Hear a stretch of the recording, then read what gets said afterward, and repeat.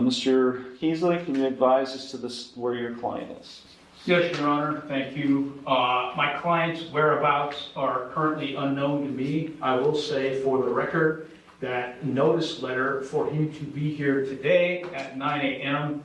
with the time and date in bold print did go out to him. And we have not heard from him, Your Honor. And furthermore, as of today, I have been provided with additional discovery regarding the alleged incident regarding the bond revocation hearing. So, unknown, Your Honor, and I'm sorry to say that. Thank you very much. Have you attempted to reach him this morning? I have not done that, Your Honor. I thought you told my bailiff that you attempted to call him this morning. Not this morning, Your Honor.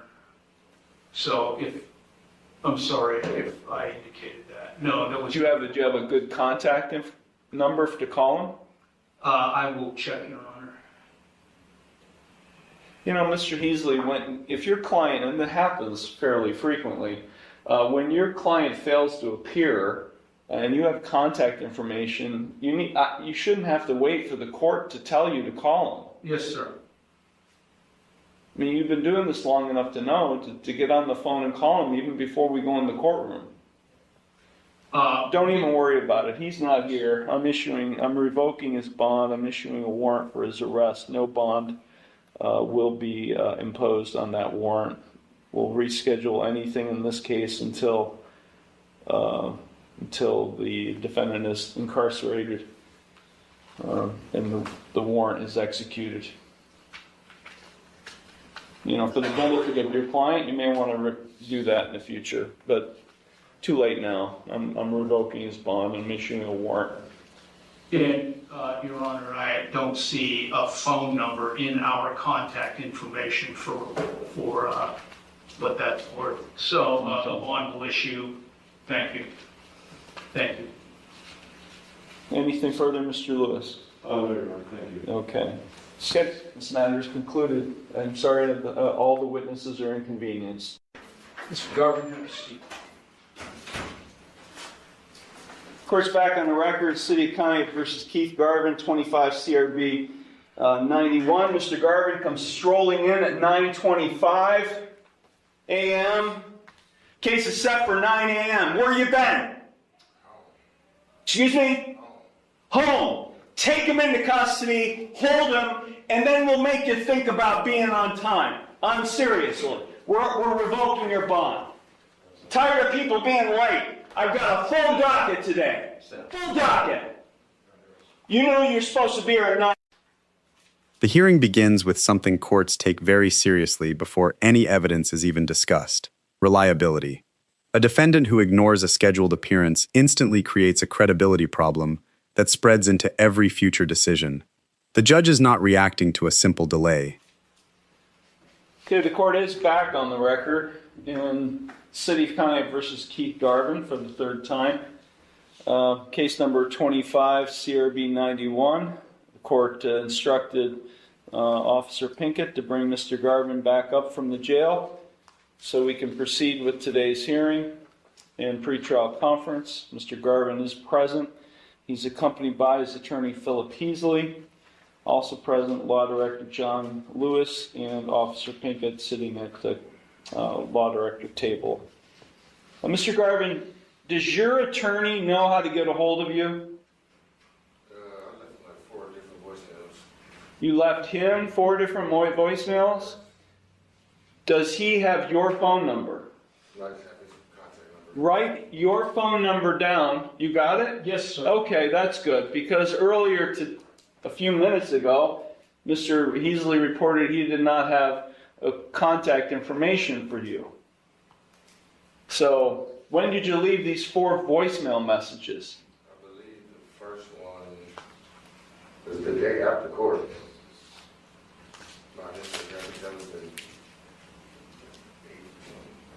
Do you guys even have voicemail at the public defender's office? We have voicemail, Your Honor.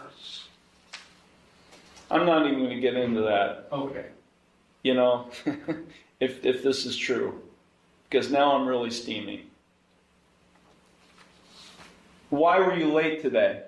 I thought we were at 10. I thought I was here 30 minutes early. Yeah, well, I've got a signed receipt in the file showing that you signed a receipt with a 9 o'clock a.m. hearing date, or hearing time. So, you were wrong that it started at 10. Okay, counsel, have you guys talked about possible resolution, or are you ready to proceed with the hearing on motion? I'm ready to proceed, Your Honor. Okay.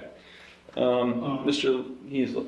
Thank you, Your Honor. We have just been provided with information regarding the revocation What do you mean just provided? earlier this morning from the prosecutor, Your Honor. Well, you knew this hearing, you knew today was also scheduled for a hearing on the revocation, though, Yes, right? sir. Okay.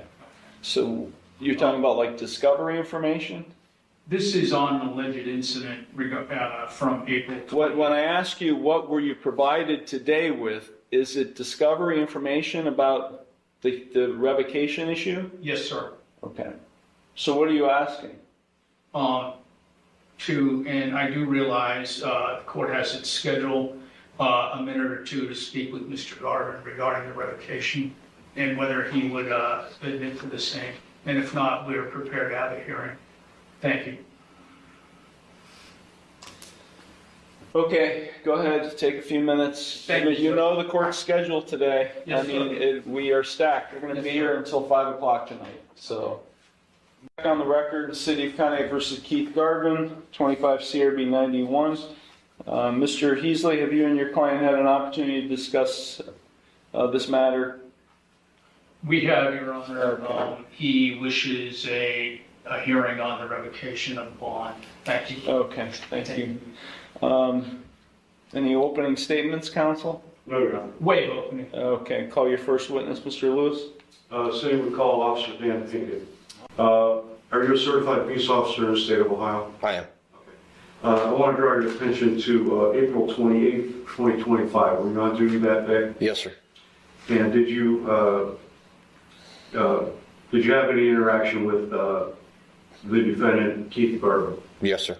Okay, and how to tell the court, please, how that interaction transpired. Sure.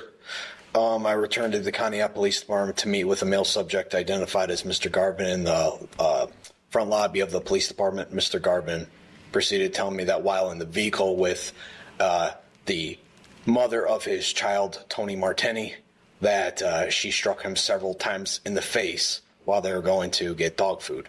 Did that allegedly happen on April 28th Yes. in the city of Conneaut? Yes. He was in the vehicle with the alleged domestic violence victim, Tony Martini. That's correct. Or he was being the victim in this case. Told you? Yes, sir. Okay. What, if anything else, did Mr. Garvin tell you? The hearing resumes, the focus changes from courtroom behavior to legal positioning.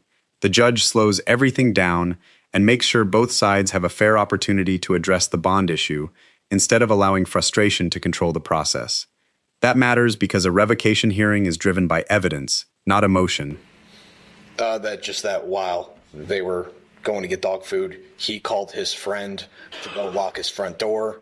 Mr. Garvin advised me that that upset Miss Martini, and she became enraged and punched him approximately, if I do recall correctly, 4 times in the face. Did you at any time take a written statement from Mr. Garvin? Yeah, that day, yes, sir. On that day? Yes. That's a written statement that Mr. Garvin provided to you on April 28th. Correct. Could you please read that for the court? Sure. Tony Martini picked me up to get dog food. Then I called my neighbor to lock my door. That's when she lost it and punched me 4 times. She busted my lip, my neck, and jaw is swollen. So I called my friend to take me to the police station. And file this report. I'm sorry. Is that signed by Mr. Garvin? Yes, sir. Did you witness him signing that? Yes, sir. I'm going to approach again, Your Honor, and did you obtain any other evidence in the case? Yeah, I spoke to Miss Martini afterward. Okay. And did she provide a written statement? She did. Okay. Did she provide anything else to you? Yeah, she showed me a picture of emails from Mr. Garvin to her on her phone. I'm going to approach the witness again, Your Honor. Okay. Do you recognize that photograph, sir? Yes, sir. And did you take that photograph? I did, yes, sir. What's depicted in the photograph?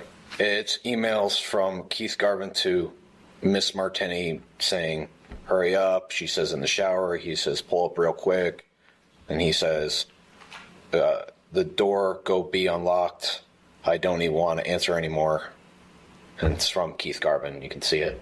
So the emails say that they're from Mr. Garvin? On April 28th, that's correct. The emails are dated April 28th? Yeah, And you took that photograph? I did. Appears to be a true and accurate copy of the photograph you took? Yes, sir.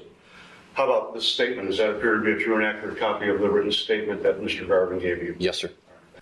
Thank you, Officer Pinkett. I have no further questions at this time, Your Honor. Thank you. Cross-examination? Thank you, Judge. Officer Pinkett, you interviewed both individuals in this matter. That's correct. Took statements from each of them. Yes, correct. And not to go over your testimony just a minute ago in word-for-word detail, but Mr. Garvin came into the police station and indicated that the alleged victim had hit him. Or the suspect of them, he being the victim, that's correct. And that would be Tony Martini. Martini, correct. Yes, sir. And then later, Ms. Martini was interviewed and her statement was taken. That's correct. Thank you. To your knowledge, finally, Officer Pinkett, since then, to your knowledge, has there been a repeat of any incident such as this one involving contact between the two? Not to my knowledge, sir. Thank you. That's all, Your Honor. Thank you very much. Thank you. Any redirect? No, Your Honor. Okay. Thank you, officer. Your excuse. Yes, sir. So, Mr. Lewis, any argument? Thank you, Your Honor. I think it's pretty obvious that there was contact between Mr. Garvin. He had contact with Tony Martini on April 28th, as evidenced by his own written statement that he provided to law enforcement, which is signed by Mr. Garvin. He clearly had contact with Ms. Martini, contrary to this court's bond order in this case. Also, Exhibit B shows that prior to that physical contact with her, there were emails that he sent to Ms. Martini. You mean text messages? Yeah. I believe they're emails. Oh, these are emails? They're exhibited on her phone, but they're actually email correspondence. Yes, Okay. sir. So I think it's obvious that the defendant had contact with Tony Martini on April 28th, contrary to the bond order of this court, which ordered him to have no contact with Tony Martini, and therefore city would ask that Mr. Garvin's bond be revoked. The prosecution is not trying to prove whether one person treated the other fairly during their relationship. The only question is whether a court order was followed. That narrow legal framework gives the prosecution a significant advantage because bond conditions are intentionally straightforward. And that he be taken back into custody. Thank you. Thank you. Mr. Heasley? Thank you, Your Honor. Just briefly in response, we heard what the officer said, and it began with my client, Mr. Garvin, reporting an alleged crime, an incident regarding the alleged victim, Ms. Martini, that may not be a defense to a no contact order, which is what is before this court today. But I think it may very well be some sort of mitigating circumstance of some kind that is up to the court to determine. And what he said in his statement was clear, that she hit him. We're not here today for that. He's aware that a no contact order is on and is still in effect, which is why we're here today. I believe they do have one child, is that correct? Yes. One child together. And he's aware of, he was just taken into custody earlier today, of the consequences of violation of no contact orders. Your Honor, we would hope that his bond not be completely revoked, that he could avoid going back into jail, The original case is still, of course, on and pending.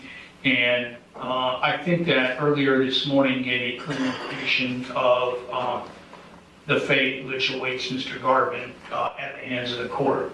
He does work at an establishment called Castaways, and he must avoid, under whatever circumstances there are, any further contact with the alleged victim in this, Ms. Tony Martini, and that is all.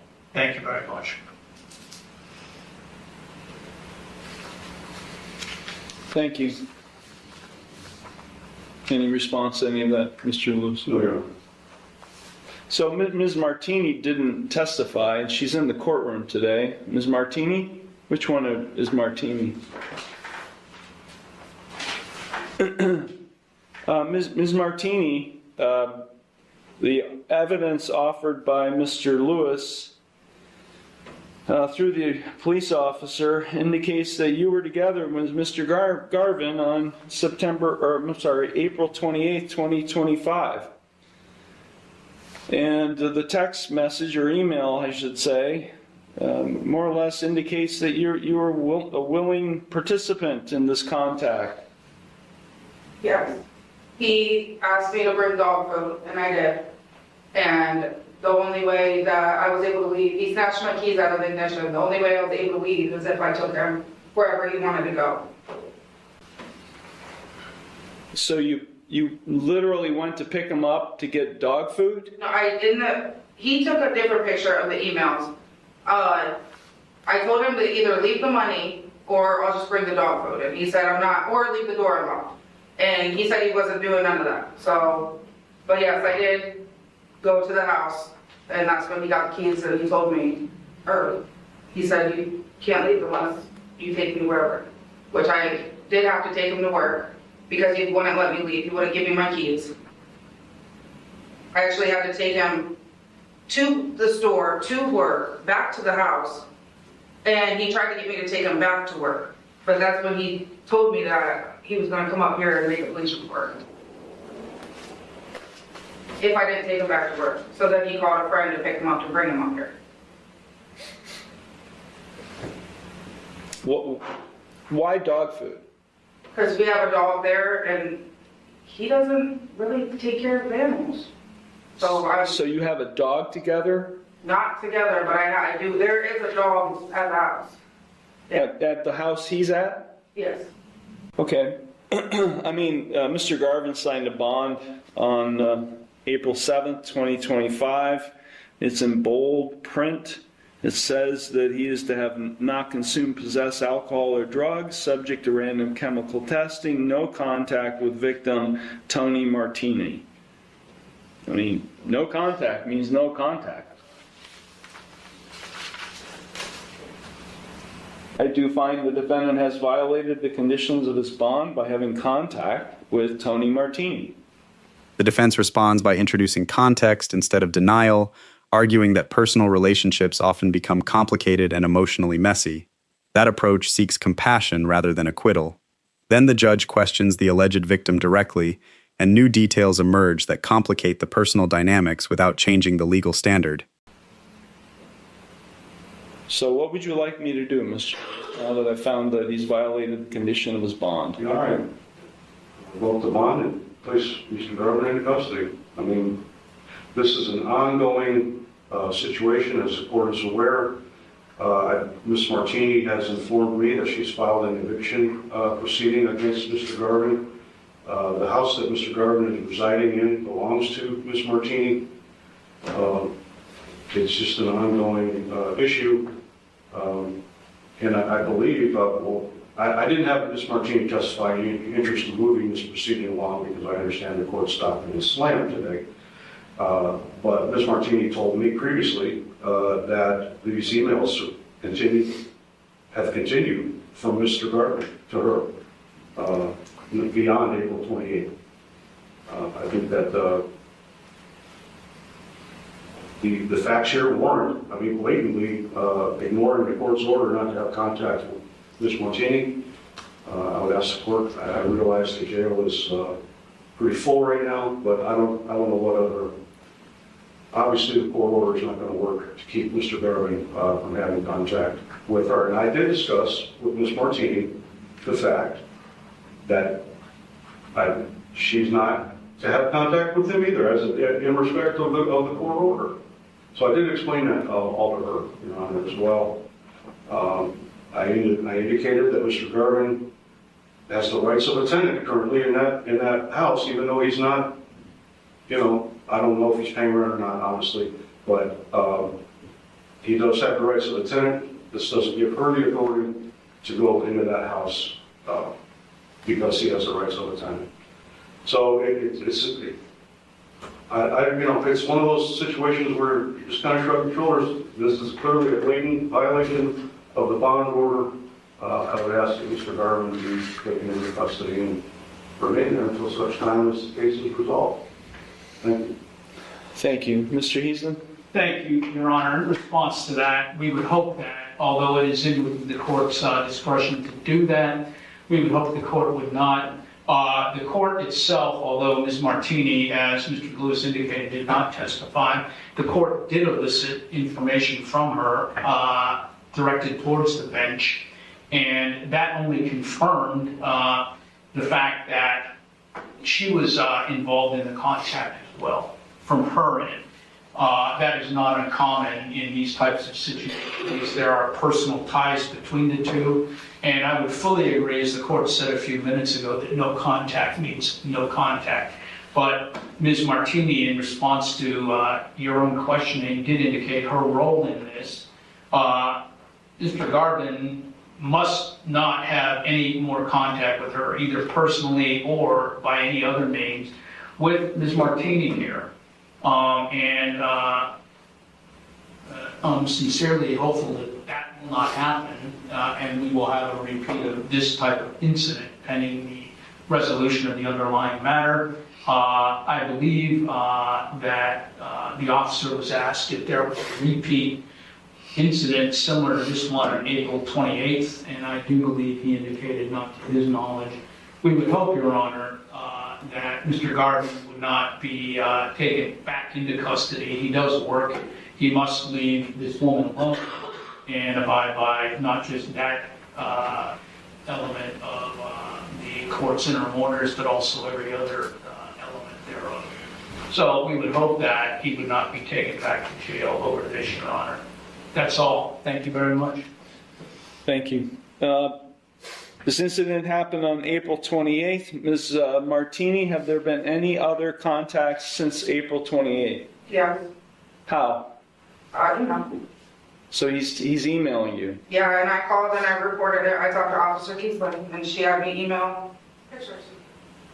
And do you respond to those emails? I mean, is this a communication? The final portion reveals the judge's broader philosophy about compliance. Rather than treating the bond violation as an isolated mistake, the court looks for patterns showing whether future orders will actually be respected.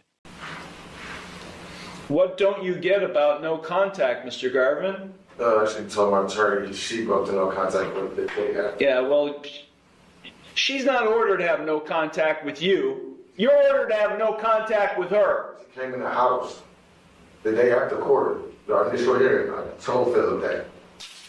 He didn't want to bring it up. He didn't want to have an attitude like we have right now. Yeah, I've got an attitude because you were a half an hour late. That's why. That's my fault.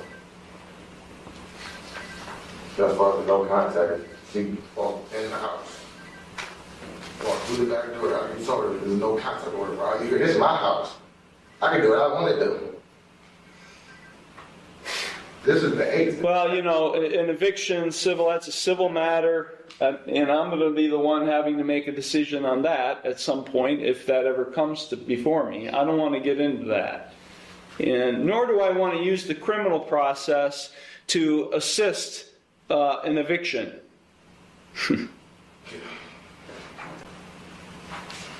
Because I've been confronted with that in the past. Look, Mr. Lewis mentioned it, and Officer Pinkett knows full well that our jail is overflowing today.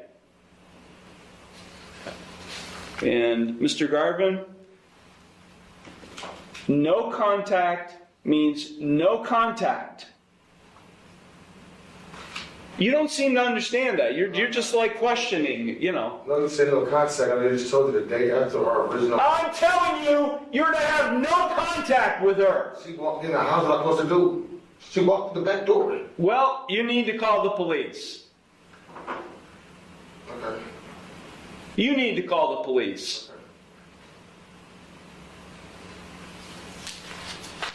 And I don't know about these emails. I'm looking at an exhibit of emails clearly showing contact by you outside of her coming into your residence.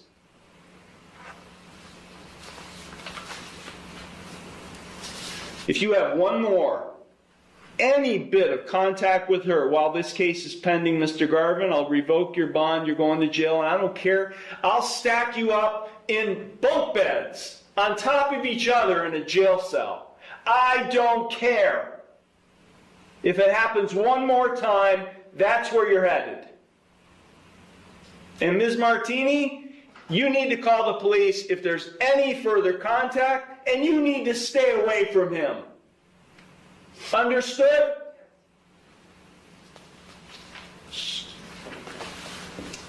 We'll set this case for a final pretrial conference in the near future. Bond will continue as previously set, although I am finding that he did violate the conditions of his bond, and I will make clear that if it happens once more, we will revoke it and he'll go to jail. This exchange exposes the central contradiction in the defendant's position. Rather than focusing on how to comply going forward, he repeatedly explains why contact happened in the first place. The judge hears those explanations but keeps redirecting the discussion toward personal responsibility. That is a common courtroom dynamic. Judges expect defendants to adapt their behavior even when another person makes compliance difficult. If someone appears unexpectedly, the legal expectation is to remove yourself from the situation or contact law enforcement, not continue the interaction. The conversation becomes less about proving who created the problem and more about whether the defendant understands the burden placed on him. Every answer that shifts blame risks convincing the court that future violations remain a genuine possibility. The hearing closes with a decision that balances enforcement and restraint. Although the court finds that the bond conditions were violated, the judge stops short of immediate incarceration and instead delivers an unmistakable final warning. That choice serves two purposes. It preserves one last opportunity for compliance while removing any uncertainty about the consequences of another mistake. The message extends beyond this single defendant. Court orders only have value when they are consistently enforced, and the judge makes that principle unmistakably clear. Future contact, regardless of the excuse, will trigger a different outcome.